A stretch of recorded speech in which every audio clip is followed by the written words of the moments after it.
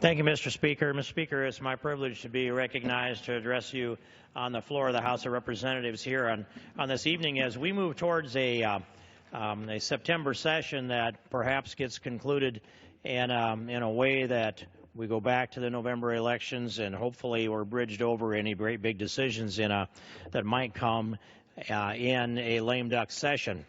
It is something that I wanted to address to you, Mr. Speaker, is the circumstances of lame duck sessions. And I look back on the history of them, and it's hard for me to find happy conclusions that are drawn during lame duck sessions. That I recall that Thomas Jefferson once made the statement that large initiatives should not be advanced on slender majorities. And what he meant by that was that if you have a large initiative and it's going to move this country and it's going to stress a lot of people in this country, then if you move that large initiative and the margins are essentially close to it, you're going to have almost half the people that are unhappy, maybe even more than half the people that are unhappy. And so that large initiative should not be advanced on a slender majority because you get so much pushback, you don't get public buy-in. If you have a large initiative, you need to have the public that embraces it, the one that hopefully we could get to a supermajority on large initiatives, because then we go forward in lockstep in defending and promoting those decisions that we made by this country. Worse than advancing a large decision on a slender majority is pushing large decisions in lame duck sessions. Because the reality of it is, however long and nobly members of the House and members of the Senate have served, and however long and nobly the President of the United States may have served, when they are leaving town after the election, for them to come back here after the November election and push large initiatives in a lame duck session, they're not held accountable for it any longer. The people that are retiring, those that we voted out of office, and a president who is term limited, all together packaging things up and shoving them at us and at the American people sometime after November 8th and before Christmas, where we have cliffhangers that go on until Christmas Eve. I remember Christmas Eve in about 2009. In fact, it was 2009. And the Obamacare legislation was hanging in the balance over the United States Senate. And there, I recall my communications with the gentleman the esteemed gentleman, who is now the chairman of the Senate Judiciary Committee. And I says, procedurally, you're down to the last piece here. This is the eve of Christmas Eve Day, December 23rd. And I'd sent an email over, which is often and almost immediately responded to by my senior senator. And I said, procedurally, you're going to hold up Obamacare until 9 o'clock tomorrow night on Christmas Eve. It's like the question is, will the Obamacare legislation be brought before the Senate earlier in the morning on the 24th so that everybody can catch their plane and fly back home and get home in time for Christmas? The price for this, sacrificing God-given American liberty to move a leftist agenda, Mr. Speaker, was what was going on over in the Senate. And they brought this leverage right up till Christmas Eve Day. But the deal was that they had a couple of appointments, judicial appointments, that they wanted to get in a vote on, as I understood, that could come along in January as a promise if they allowed the Obamacare legislation to be voted on before 9 o'clock on December 24th, Christmas Eve Day. That agreement was reached in the Senate conference in some negotiated fashion or another, and the last delay that was hanging on to God-given American liberty in the face of Obamacare's crooked legislative shenanigans, which they used to pass that through this House and Senate in components, by the way. That last one was removed, and they allowed that vote earlier in the day so the senators could get to the airport, get on the plane, fly home, and be home with their families on Christmas Eve. And I said, if you're going to take away God-given American liberty, then make them pay that price. Hold that vote up until 9 o'clock on Christmas Eve. Let them stay in Washington, D.C. on Christmas Eve. If they love their socialized medicine that much, let them pay that price of being away from their family to impose that on the American people. But that wasn't the agreement. And so I sent the email back which said, what are we going to do now? The answer I received was, well, we're going to pray. We're going to pray for a legislative victory and the special election in the Senate race in Massachusetts, Scott Brown. I thought that was a bit of a reach to have the audacity to ask for that. We ended up with that. And Scott Brown, for a time, did delay the socialized medicine program that we call Obamacare, and George Washington could not have called the Affordable Care Act because George Washington could not tell a lie. It's not the Affordable Care Act. It came upon us in a lame duck session. Probably the worst example of a lame duck session that we have seen. Well, at least it was a December session rather than a lame duck session because it technically was not an election year. But now we're sitting in an election year. We'll elect a new president. And by time the sun comes up on the morning of November 9th, odds are we will know clearly who the next president of the United States is going to be. Probably have a good idea of that evening before we go to bed, and maybe the polls will give us a strong indication going into that day, and the exit polls that take place during the day will be released as the polls close and give us a sense of how this thing breaks across the country. It's an exciting time. But whether the next president of the United States is going to be Hillary Clinton or whether it's going to be Donald Trump is a question that no one at this point knows. And for this Congress to take conclusive acts predicated upon a presumption of one or the other, or acting as if they don't have any consideration for who will be the next president, and asking that those decisions be made, supported, ratified by people who are going home retired by their own choice, retired by the voters, or retired, in the case of Barack Obama, by term limits. So what good could possibly happen in a lame duck session on large decisions that are made that might bring forward I'm not going to go down through the list, Mr. Speaker, because if I do that, that will add to the level of expectation on what might come.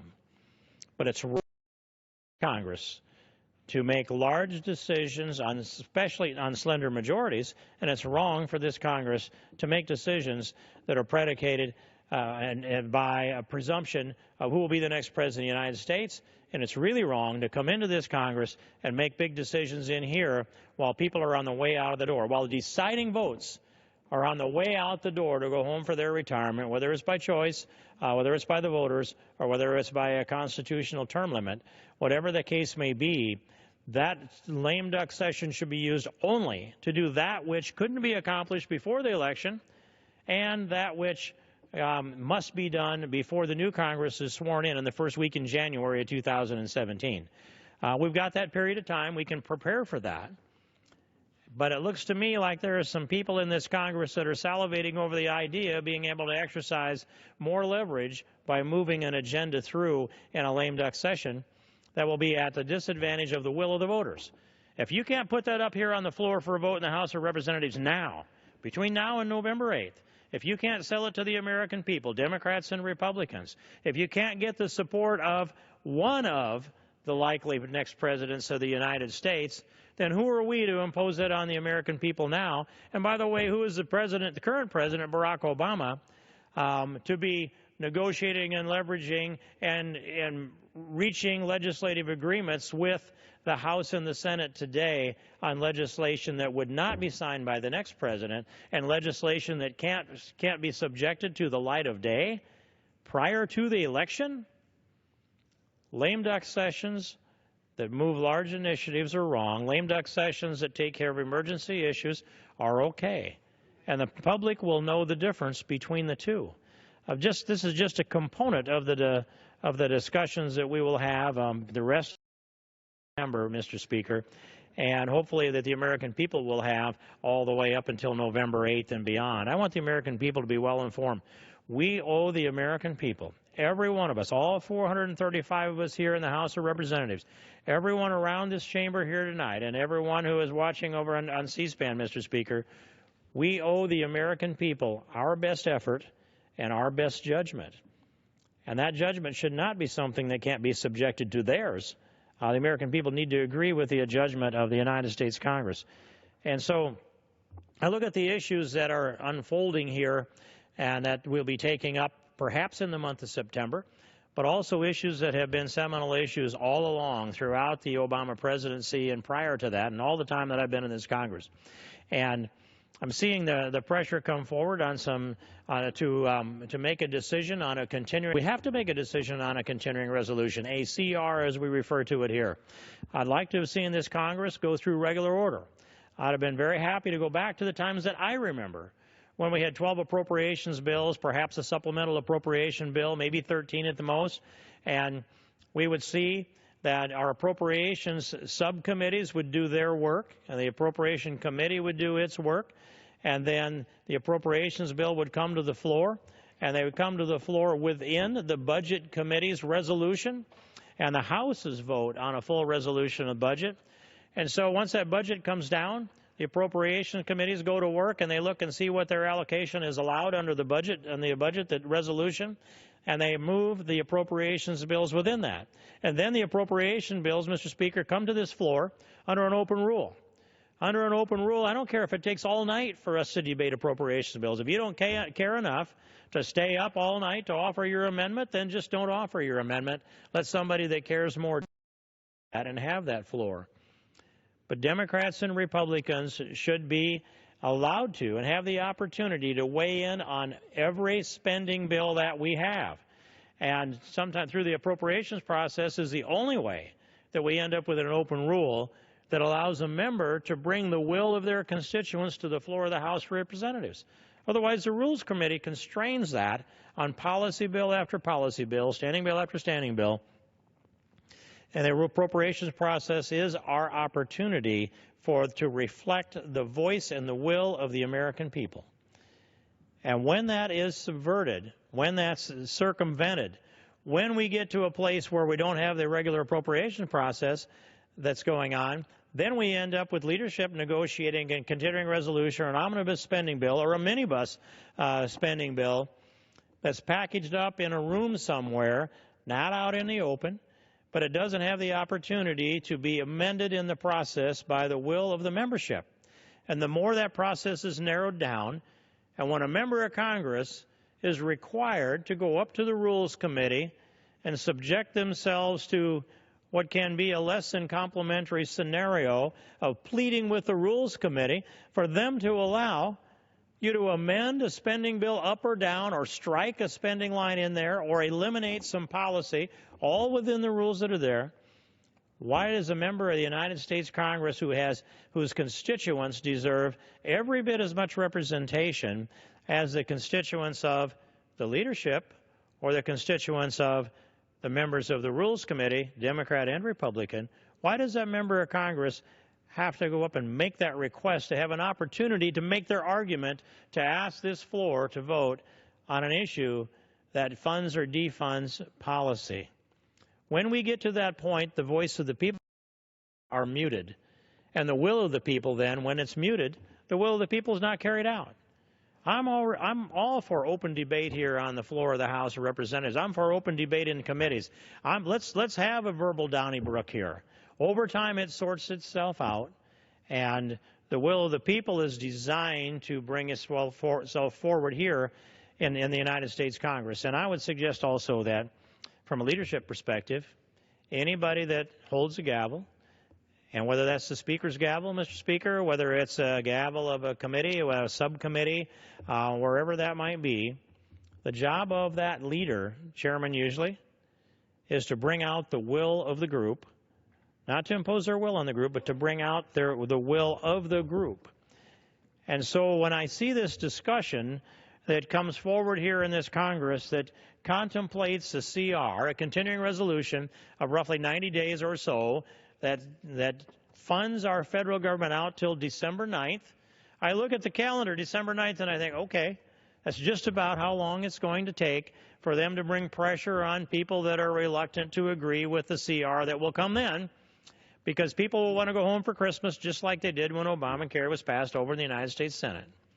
That's what we're looking at. December 9th, tight little time there, get done, compromise, go home for Christmas. That's what that says to me. I'd say instead, I'm all right with the CR.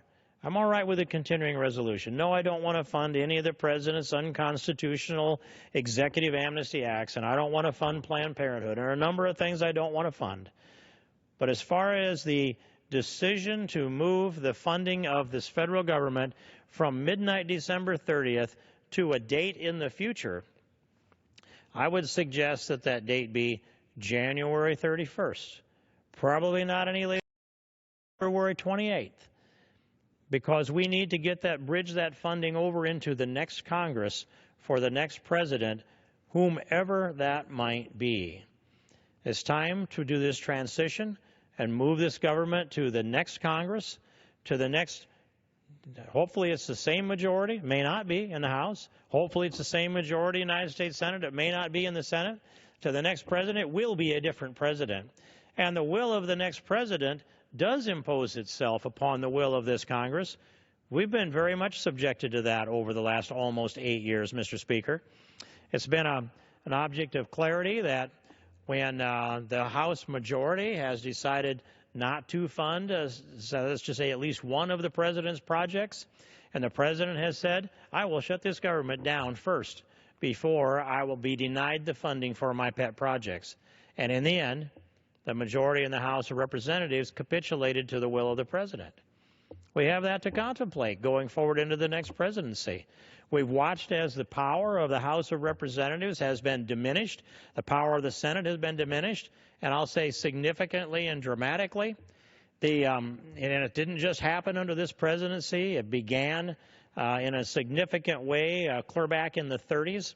I don't know the exact year that the Administrative Procedures Act was signed, but that would be probably a pivotal moment that one could point to on the calendar and conclude that the balance of the three branches of government that we had, that was designed by our founding fathers, and I'd submit that the judiciary branch was always designed to be the weakest of the three branches of government, but our founding fathers envisioned that those three branches of government, thinking of it in a triangle, Mr. Speaker, the legislative branch, Article 1, the executive branch, Article 2, and then the judicial branch, Article 3 of our Constitution, them up to be a balance of powers, a triangular balance of powers.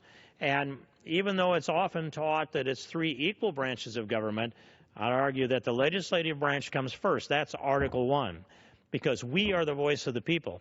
And the House of Representatives comes ahead of the Senate when it comes to spending, by design, by Constitution, because our founding fathers wanted to give the control of the power of the purse into the hands of the people as closely as they could possibly get it. And that's why we here in the House are up for election or re-election every 2 years, and why the Senate's up for election or re-election every 6 years, because they wanted the Senate to be insulated from the highs and lows of public opinion. They wanted the House of Representatives to be reactive and responsive to the highs and lows of public opinion. And they wanted that power of the purse to be in the hands of the House so that we start the spending bills, and by extension and by interpolation and by precedent, the House starts the spending, and the House takes care of initiating any taxes as well, and the Senate then can react to those things that are advanced by the House. But if there's a single spending bill over in the Senate, right now they have expanded an authority historically to be able to simply add anything spending to that spending bill they would like. And we are poised here in the House wondering, are they going to send us a bill that's this continuing resolution that fits their wants, their wishes, and their will, which could be a December 9th, a CR till December 9th, that funds Planned Parenthood and Obamacare and the President's executive amnesty. All of that could come at us, Mr. Speaker, and this balance of powers that's here, though, was expected that our founding fathers, they believe that the people elected to serve in the Congress, the House and the Senate, and they believe that the President of the United States would all jealously protect the constitutional authority that's granted to them within the Constitution. And they knew that no matter how good a wordsmiths they were, it was impossible to define the distinctions, the bright lines between the three branches of government in such a way that there'd never be an argument, because after all, words themselves get into a debate on what the definitions of those words mean. And so our founding fathers precisely drew the difference as much as they could within the language that they had. And the data at the time and the Federalist Papers at the time, and the decisions that were made, and the congressional record that was debated along the way, and of all of the debates that had to do with the Constitutional Convention, helped flesh out the meaning. But they also knew that no matter how precisely they fleshed it out, that there would be disagreements, and they expected that each branch of government would jealously protect the power and authority granted to it within the Constitution. Well, this House of Representatives, and the Senate included, has not done a very good job of protecting and defending the authority and the power granted to it in the Constitution. Article 1 authority says all legislation shall be conducted in the United States Congress, all legislation, Mr. Speaker. And yet we have a president who has legislated from the Oval Office. He's legislated by speaking words into law. He's legislated by a third-tier website in the U.S. Treasury that essentially amended the effectiveness of Obamacare. And this Congress didn't step up in the way of that and take on that fight and challenge the president and ball up this government to the point where the president had to give in to the words in the Constitution, the meaning of the Constitution, the intent of the Constitution, and concede that the authority in the House of Representatives in particular, but in the legislative branch, would assert itself over the executive branch. It didn't happen because of a lack of will at the House of Representatives to better define the legislative authority that we have. Well, it began, as I mentioned, with the Administrative Procedures Act, which granted rulemaking authority to the executive branch of government. And so the rules that once they meet the criteria that are defined within the Administrative Procedures Act, publish it, open it up for public comment, go through those conditions, and if that rule is proposed, reach those conditions, then that rule is then enacted and implemented, and it has the force and effect of law as if it were law. Today it's a lot easier to publish a rule and have that rule take effect and provide the force and effect of law than it is for Congress to actually pass a law.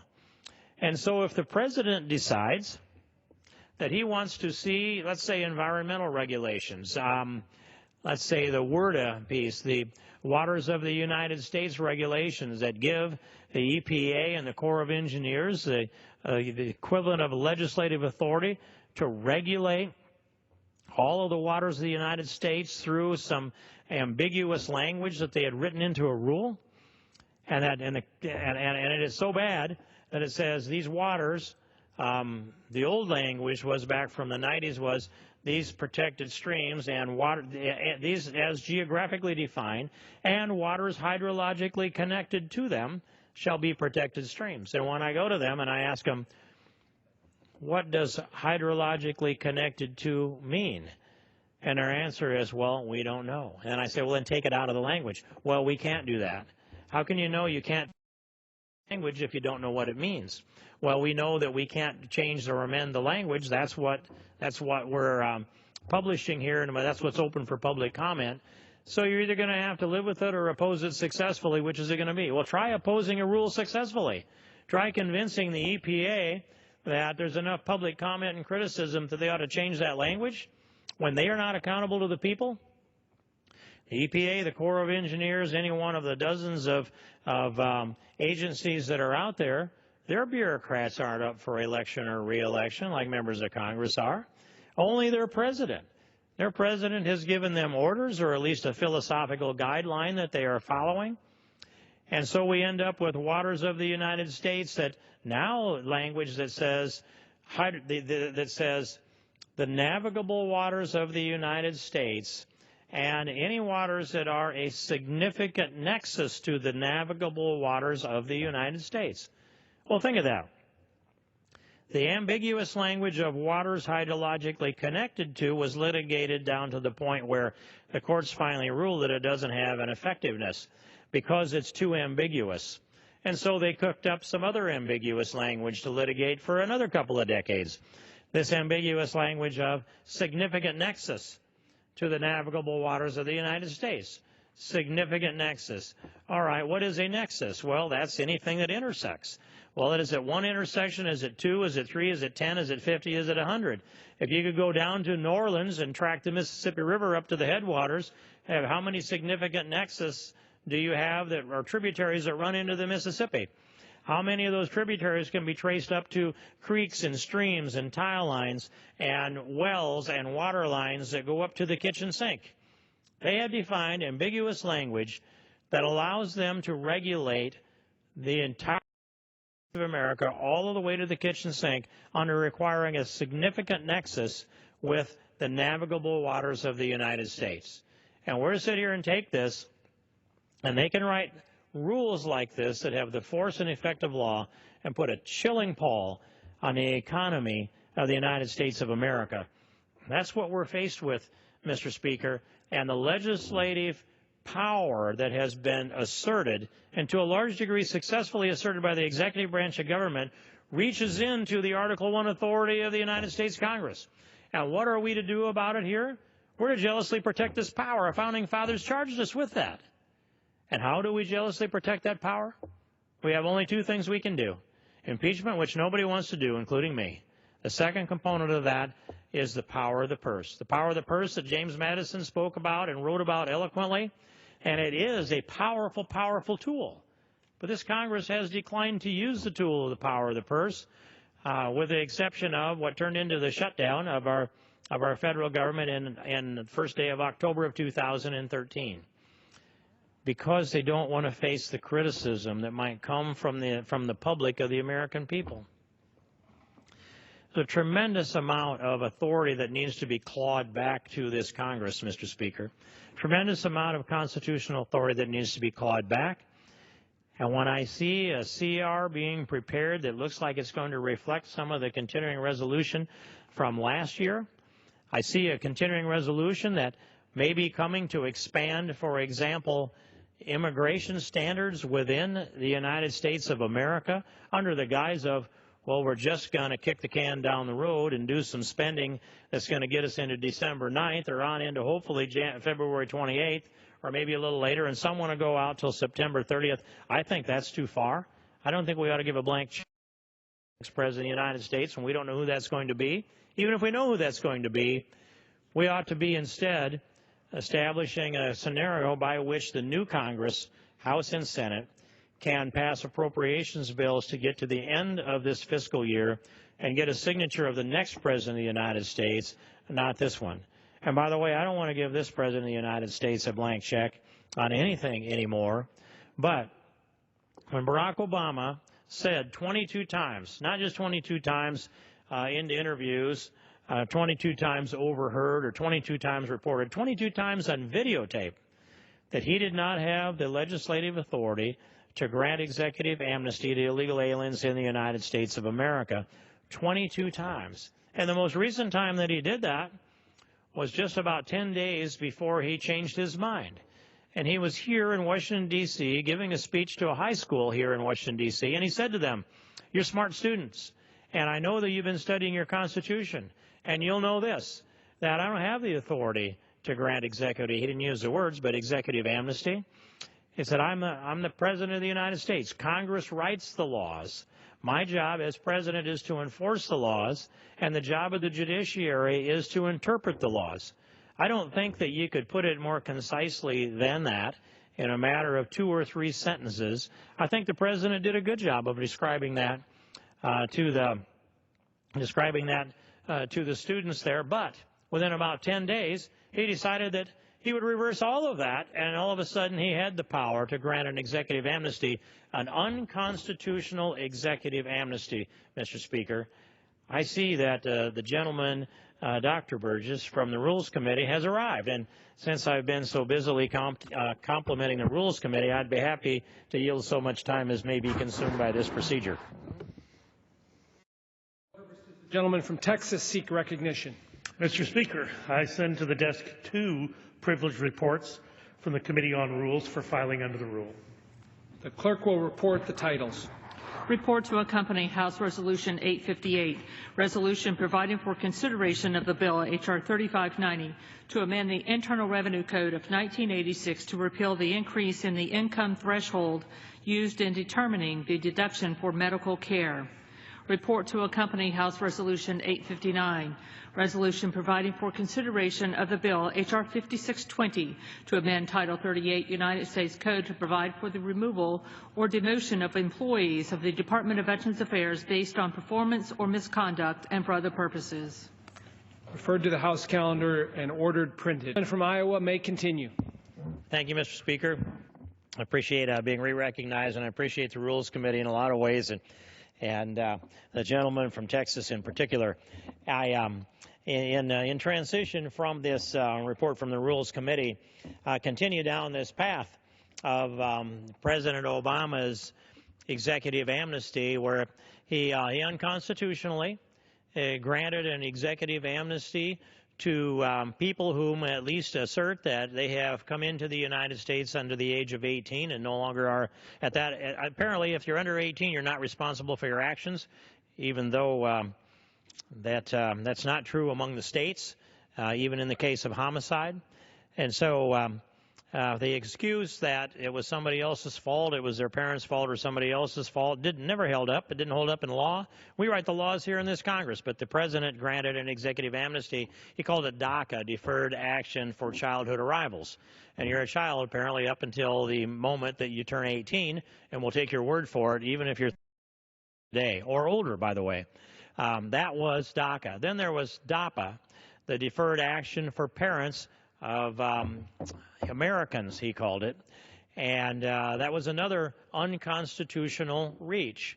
Now, these things have, at least the one, has been effectively enjoined by Judge Hainan in the Texas district, and now the president has been blocked, I think, effectively till the end of his term on continuing this amnesty process as executive amnesty. But meanwhile, the DACA executive amnesty continues, and we've seen evidence that there has been circumvention of the court's order with regard to the DAPA amnesty piece. And while we're watching this unfold, we are a Congress that has allowed for funding to continue with unconstitutional acts of executive amnesty on the part of the President of the United States. And I recall a discussion before the Rules Committee and before a previous appropriations bill when I made the assertion, Mr. Speaker, that we all take an oath to support and defend the Constitution of the United States. Every one of us in here, all 435 of us, and every senator, the 100 senators on the other end of the Capitol here through the rotunda, all take that same oath that we will support and defend the Constitution of the United States, so help us God. And we should take that oath seriously. Our founding fathers imagined that we would always be electing serious representatives who, when they took their oath, they would take that oath with their hand on the Bible, and they would know that they had to answer to their contemporaries, their colleagues, their constituents, the American people, and ultimately to God for that oath. Now, the Constitution means what it says. It has to be to mean what it was understood to mean at the time of the ratification of the Constitution or the subsequent amendments. And our oath needs to be an oath of fidelity to the text and the understanding of that Constitution. And if it doesn't mean that, then our oath means nothing at all. Can you imagine, Mr. Speaker, taking an oath that is, I pledge to support and defend the Constitution of the United States whatsoever I might interpret it to mean at any convenient point in the future? No. And the oath is not to support and defend the Constitution in any way it might be subverted or perverted by any other authority. No. We are taking an oath to support and defend the Constitution according to the text of its clear meaning and understanding as understood at the time of ratification. And if we don't like what that Constitution means, Mr. Speaker, then we have an opportunity to amend the Constitution. It's simply defined and difficult to do for good reason. Simply defined, it just takes the 2/3 majority in the House and Senate to pass a constitutional amendment out of here. The president has no formal say in the process, although he will have an opinion. And then that constitutional amendment goes out to the several states, as it would be referred to in the Constitution. And there, 3/4 of the states ratify that constitutional amendment. It becomes a component of the Constitution. Our founding fathers gave us a tool to amend the Constitution because they knew they couldn't see into the crystal ball in by the centuries. And they wanted it to be difficult because they wanted to protect the rights of minorities against the tyranny of the majority, and they wanted to protect God-given liberty. They had a vision. They were well educated. They had a sound, faithful foundation within them. And they laid out a brilliant document. Maybe be second to the Declaration itself when it comes to the brilliance of documents that are written at least by Americans and perhaps by mortals altogether. We are an exceptional nation. God has given us this liberty, and we have an obligation to protect it, an obligation to restore the separation of powers, an obligation to assert the constitutional authority here and say to a president that overreaches, sorry, we're not going to offend your we are not, I'm sorry, we are not going to fund your unconstitutional activities. We are going to stand on the principle itself of the Constitution. Whether or not we agree with the policy, we need to have fidelity to the Constitution. And we don't get a pass because the Supreme Court errs in its interpretation of the Constitution. We don't get a pass because the president says that he has a different opinion. We don't get a pass no matter which side of this aisle we're on the right or on the left. We have an obligation to God and country and have fidelity to this Constitution. And now, so this expansive immigration policy that's been delivered by the president has set a goal of 10,000 refugees coming out of Syria. And at this point, I will concede that he has the executive authority, as granted by Congress, to bring in refugees in numbers and under consultation with the House and the Senate. I've sat in on some of those consultations in previous years, and in fact with Hillary Clinton for that matter, and we have arrived at, I'll say, a reasonable approach to the numbers of refugees. But this president had set a goal that he was going to bring in at least 10,000 refugees out of the Syria and Iraq region. And when I look at the numbers that are there and the costs that we have, provide relief to people. We can provide refugee relief to 12 people in their home country, and that'd be Iraq or Syria in these circumstances, for every one that we bring into America. And when you clean that area out, when you bring people out of that area, you're handing it over to ISIS. And that's part of what the president's been doing. He's been bringing people out of there, and he's been handing that region, the real estate, over to ISIS. They're glad to get rid of them. They killed thousands of people that didn't agree with them. And there are those that are on the run from ISIS, and ISIS has been committing a genocide against Christians and against Yazidis in the Middle East, especially in the Nineveh Plains region. And so when I see the devastation that's taken place there, and Mr. Speaker, I've gone into those regions and gotten as close to the ISIS front lines as possible, and that's just outside their artillery range. I went looking for Christian refugee camps, Mr. Speaker. I couldn't find Christian refugee camps in that part of the world. Into the edges of Syria, into northern Iraq, in the Kurdish region, in Turkey for that matter. The place to find Christians in that part of the world is go to church.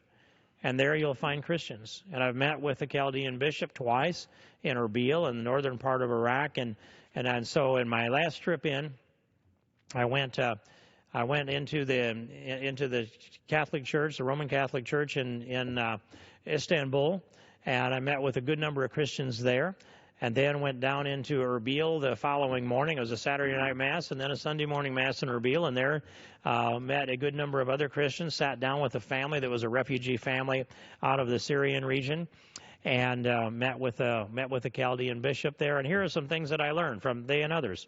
The Assyrian Christians are under attack. There's a heavy assault of genocide against them. Chaldean Christians, the same way, they're subjected to a genocidal attack. the Yazidis, technically not Christians, under a genocidal attack from ISIS. And their home region is the Nineveh Plains region. The Nineveh Plains region is what runs along, I'll say, parallel or next to Mosul in Iraq, in that area.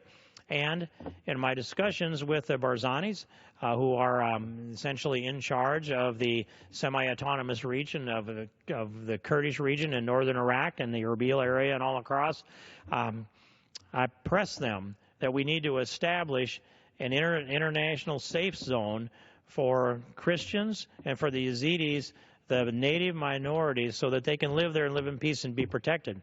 And I made that case rather extensively to him.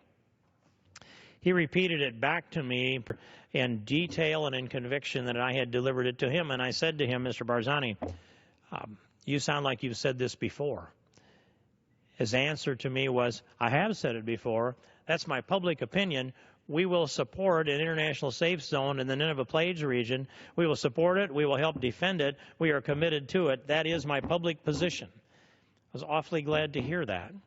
It's a lot better solution for refugees to give them protection in their home region and protect them from the genocidal ISIS people than it is to try to bring them out of the Middle East and bring them into the United States or other places in the world for that matter. But we do have refugees that are looking for a place to call home around this world.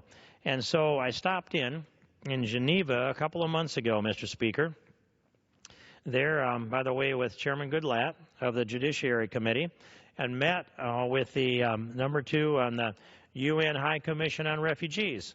And in that meeting and in that discussion, a few things. I thought that it was a good meeting. And it was a very constructive meeting with a lot of information that poured back and forth. I have this report that I probably will not put into the record, but Global Trends Forced Displacement in 2015, which flows, of course, over into 2016, Mr. Speaker. And I noted a report that we had that showed some, and I'm close but maybe not exactly precise on this top number, 1,562 refugees out of the Syrian Iraq region that had come in a group into the United States. And of that 1,562, roughly number, I can give you the exact number of Christians that were included in that. One. Only one. We've seen other larger groups, several thousand, where there was only a little more than 1% Christians that come out of there. Christians in that part of the world, as far as refugees are concerned, grow into a number of 9, 10, 11, 12, 13%. And so why is it that this administration can bring in more than 10,000 refugees out of that part of the world, now approaching 12,000, it looks like will be the number or even greater than that by the end of this fiscal year and the last day of this month, Mr. Speaker, and not have any statistical representation of Christians that are emerging from that part of the world? I ask our director of USCIS under oath before the Judiciary Committee, do you ask these refugees that you claim that you are vetting, and I don't believe can be effectively vetted, do you ask them what their religion is? He said, no, we don't ask. How would we have any way of knowing? Even if we ask them, we don't know, so that's not a statistic that we collect or keep. Well, seems to me to be foolish and imprudent not to be taking a look at the religion of people. We would want to be accelerating bringing into America if we're going to bring refugees at all into America. They are the ones that are targeted. They are the ones that are subjected to genocide. Now, I'd like to carve out that safe zone, the international safe zone, and let them live in peace in the area that is their home of antiquity. If that's not going to be the case, why would we be then seeing a misrepresentative sample coming into America unless there's a preference or let's say a bias against Christians coming into America? 1 out of 1,562, roughly 1% out of 36 or so hundred. And so and then on top of that, when I began to ask the representative of UNCOR, the UN High Commission on Refugees in Geneva, who gave a very impressive presentation, I would add, Mr. Speaker. When I began to ask those questions, I said, how many refugees do you have cleared to come out of the Middle East that could be going to any of the designated countries that are accepting them. And we know that Germany and Austria, Sweden, France to a degree are picking up refugees we watched them pour in. I walked with them pouring in that epic migration. Many of them are not cleared. But of those that have been cleared by the UN High Commission on Refugees, how many do you have? Her answer was, well, we have 115,000 who have been cleared under a refugee status that have roughly a background check. She didn't use the word roughly, but a background check done on them that we say are ready to be transported to host countries. 115,000. Do you keep track of what religion they are? Well, absolutely. Yes, we do. How many Christians? 15,000 Christians out of 115,000 refugees. I didn't do the math, but I'm going to say that's 12 or 13%. Now, if 12 or 13% of the refugees that are approved by the United Nations are Christians, and 1% or maybe even 1 out of 1,562 are Christians coming into America, does that mean that this administration set up a filter to filter them out and only made mistakes? And I would support instead an effort, if we're going to accept refugees from that part of the world, let's make sure it's the refugees that are subjected to a religious genocide.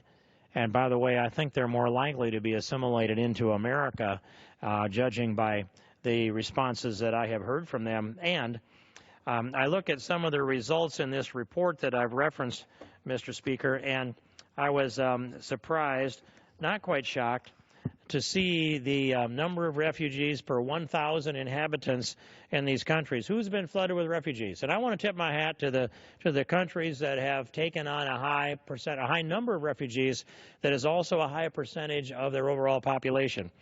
And Lebanon is at the top. Out of every 1,000 inhabitants of Lebanon, 183 are refugees. They have been stretched to the seams in Lebanon. Jordan, 87 out of 1,000. And then you go to Turkey, 32, Chad, 26, Djibouti, 22. On down the line, getting down to the end, Malta, 17 per 1,000. It's really, that's a high number, especially for a small island, but it's still a per capita basis. And of all of the countries in Europe, or the United States for that matter, Sweden, 17 per 1,000. That's the highest rate out of Europe in its entirety, or the Western Hemisphere for that matter, or Oceania for that matter. So the Swedes continue to take a lot of refugees in, and we have a national destiny and national security to be concerned about. And we know it's a very difficult task to vet refugees. I'm supportive of an effort to suspend refugees coming out of that part of the world that produces terrorists until such time as we can get a handle on the vetting of them, on the background checks.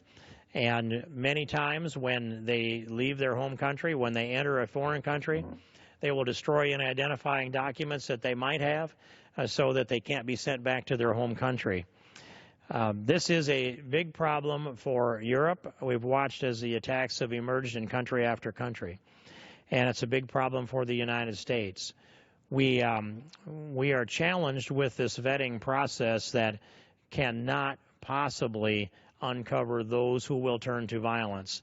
We can look at polling that shows what percentage of people from terrorist-producing countries that settle in the United States are supportive of Sharia law, are supportive of violence to promote Sharia law, that are, and at least philosophically, supportive of organizations including and like ISIS. Those numbers are shocking. They're far too high, which caused our director of the FBI, James Comey, to make the remark when asked to be responsible for the vetting of the refugees. He said, "You're asking us to identify the needles in the haystack." And that's a very difficult task, to identify the needles in the haystack, but if we could get that done, the far more difficult task is to identify the hay that will become needles. And we've seen that pop up, second generation, I'll say, immigrants from that part of the world that adhere to the philosophy that believes that they can impose a Sharia law on America through violence. And even James, you're asking us to sort needles from haystacks and hay from that and sort out the hay that would become needles later on. That's the second-generation terrorists that have attacked us. So it is a difficult task in a war, Mr. Speaker, that's gone on for 1,400 years. We don't recognize it as a war that's gone on for 1,400 years, but they do. And then I see legislation that's coming at us in the form of first the H-2B legislation in a continuing resolution, Mr. Speaker. H-2B legislation, that's low-skilled workers. Well, the highest unemployment rates we have in America, double-digit unemployment, and the lowest skilled workers we have in this country. It is the last thing we need in America are more people that have less skills. But that is what's pouring across our borders on illegal and illegal immigration. And we're sitting here, we're essentially a welfare state. We have 94.6 million Americans who are of working age or are simply not in the workforce. And there's another not quite 9 million that are on unemployment. So we're 103, 104 million Americans of working age who are not in the workforce. And yet we're watching the entitlements grow and grow and grow and swallow up our budget. So Medicare, Medicaid, Social Security, all of them are on autopilot for spending. And what do we do when we're trying to keep up with the spending for those three?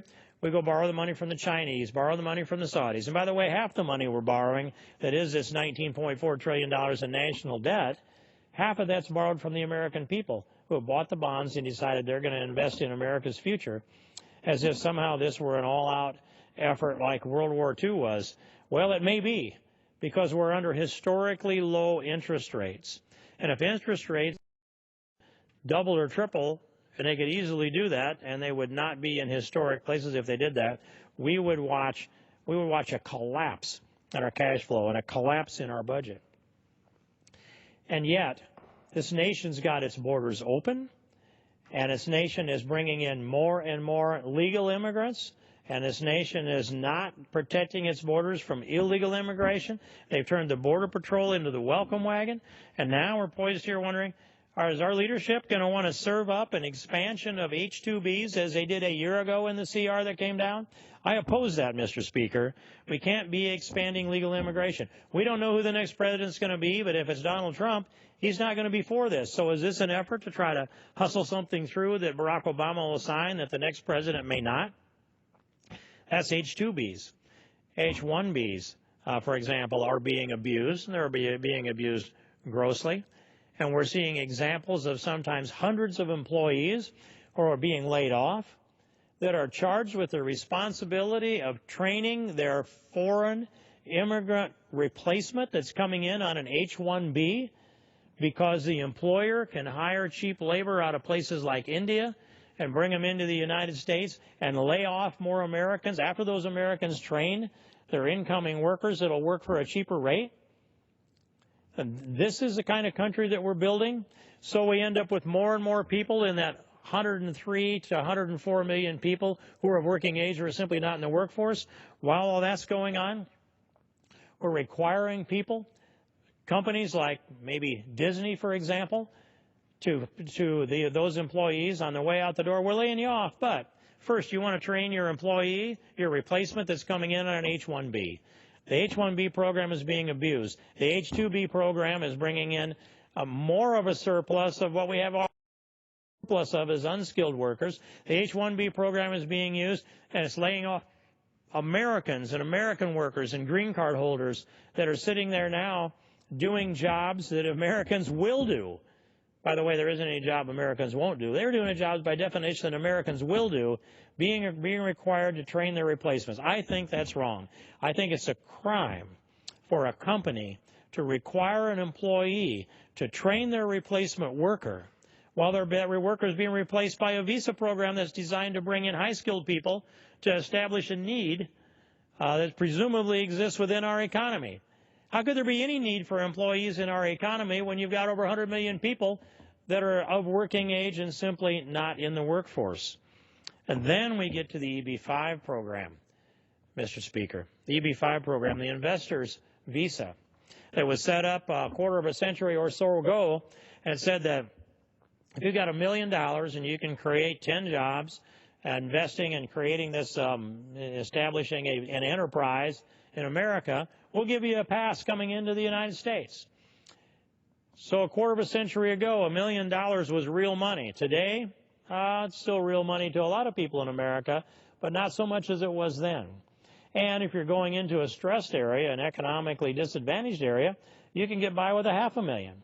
So I'm seeing programs like here comes, let me see, here comes 29 Chinese, each with $500,000 that bundle that money all together and maybe team up with one American. Now they've got a business enterprise. And now we have 29 new Americans, Chinese, it'd be the rich Chinese that are buying a path to citizenship here. And once they do that, then they can begin that family reunification plan and begin bringing their family back into the United States too. I'm seeing enterprises where an investment in a, let's say, a commercial building takes a pool of, it's a $30 million investment, and it takes a pool of 60 Chinese with $500,000 each to build this commercial building, and they'll then become conceivably partners in that. And they've got a path into the United States. We're selling citizenship. There's a price on it. And on top of that, we have birth tourism, Mr. Speaker. Birth tourism, that these numbers will be a little old, 3, 4, 5 years old, where, and I'm focused on the Chinese at this point, turnkey operation. If you've got $30,000 and you are a pregnant Chinese woman, you could fly to conceivably California, the most likely, and be put up there in housing and have your baby. Your baby gets a birth certificate. You can fly back to China, and when that baby becomes 18, then can begin the family reunification process, and the extended family and all can be hauled into America. A $30,000 turnkey, but you have to wait for 18 years before that baby is old enough.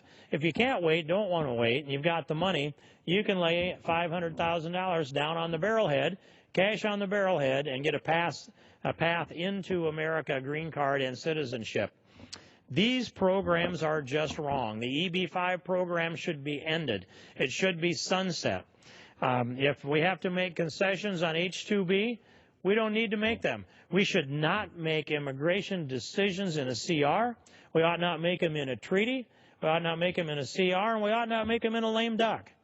Immigration decisions should be made subject to the pen, the signature of the next President of the United States. And they need to have the considered judgment of the House of Representatives and of the Senate, Mr. Speaker. And I push that we do only the minimum if we have to do anything at all.